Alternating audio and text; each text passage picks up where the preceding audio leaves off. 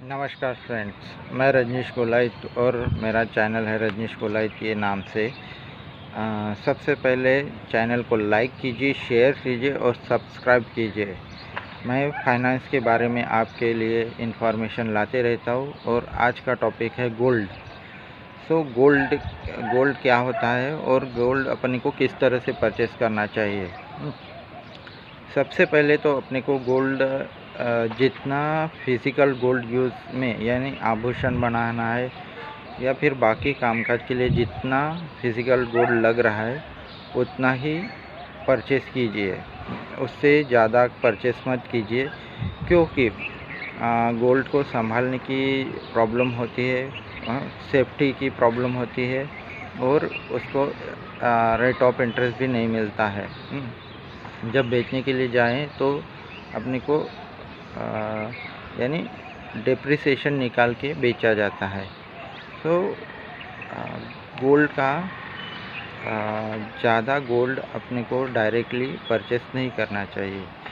तो जितनी अपने को आवश्यकता है, जितनी गरज है उतनी ही परचेस करके रखना चाहिए, जिससे कि अपनी ग्रोथ भी बढ़ती रहे और अपना यानी गोल्ड का अच्छी तरह से यूटिलाइज भी हो सके। यानी जितने को अपने को घर में यूज़ करने के लिए, जितना डेली और बाहर के लिए यूज़ करने के लिए गोल्ड का यूज़ हो सकता है उतना ही गोल्ड आप लोग परचेस कीजिए, आभूषण बनाइए, जो भी है आपके यूज़ के लिए उतना परचेस कीजिए। तो फिर उसके बाद में गोल्ड में इन्वेस्ट कैसे करें। तो आरबीआई की तरफ से साल में 3 या 4 बार सोवरिन गोल्ड बॉन्ड के नाम से बॉन्ड इशू किए जाते हैं। वो बॉन्ड आप परचेस करके रखिए। सपोज़ आपको गोल्ड की यानी गोल्ड खरीदने की ज़रूरत 10 साल बाद है, 7 साल बाद है, बच्चे अभी 10-15 साल की है, 7 साल 8-9 साल बाद जब भी आपको उसका गोल्ड बनाने की ज़रूरत पड़े तो उसके लिए आप सबसे पहले गोल्ड बॉन्ड खरीदिए। सपोज़ लड़की की शादी है, 10 साल बाद आपने को गोल्ड परचेस करना है। तो आज 10 साल के पहले gold bond, sovereign gold bond ये आप परचेस करके रखिए।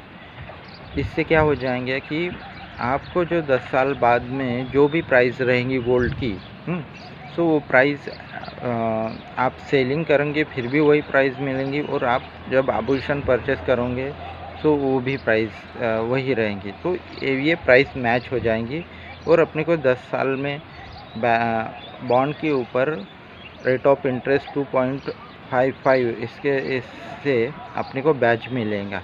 तो ये अपने लिए अच्छी खबर रहती है कि बॉन्ड में इन्वेस्ट करने के बाद में अपने को बैच भी मिलता है। तो सपोज़ अपने को अभी आभूषण की आवश्यकता नहीं है, लेकिन 10 साल बाद अपने को गरज पड़ने वाली है। तो इसके लिए आज अपने को सोवरिन बॉन्ड में इन्वेस्ट करना है, और जब 10 साल हो जाते हैं तो उसको सोवरिन बॉन्ड को तोड़ के यानी ख़त्म हो जाएगा सोवरिन बॉन्ड के पैसे से। वही रेट ऑफ इंटरेस्ट जो उस टाइम रेट ऑफ इंटरेस्ट रहेगा, वही रेट ऑफ इंटरेस्ट पे सोवरिन बॉन्ड टूटेगा और वही रेट ऑफ इंटरेस्ट पे आप आभूषण परचेस कर पाओगे। सो ये एक स्ट्रेटजी है कि सोवरिन यानी गोल्ड में वही टाइम पे अपने को आभूषण बना सकते हैं, और अपने को ये जो 10 साल है उसमें 2.5% के हिसाब से आरबीआई की तरफ से बैच यानी रेट ऑफ इंटरेस्ट भी मिलेगा। सो इस तरह से अपन गोल्ड में इन्वेस्ट कर सकते हैं, और गोल्ड बॉन्ड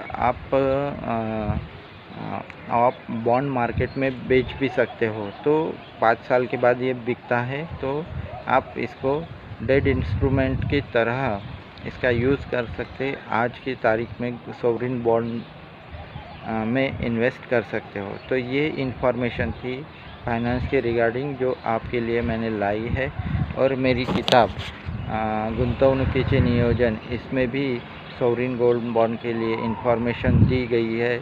आप इसको अमेज़ॉन से, और मैं डिस्क्रिप्शन में लिंक दे दूँगा, तो उससे आप जाके परचेज़ कर सकते हो।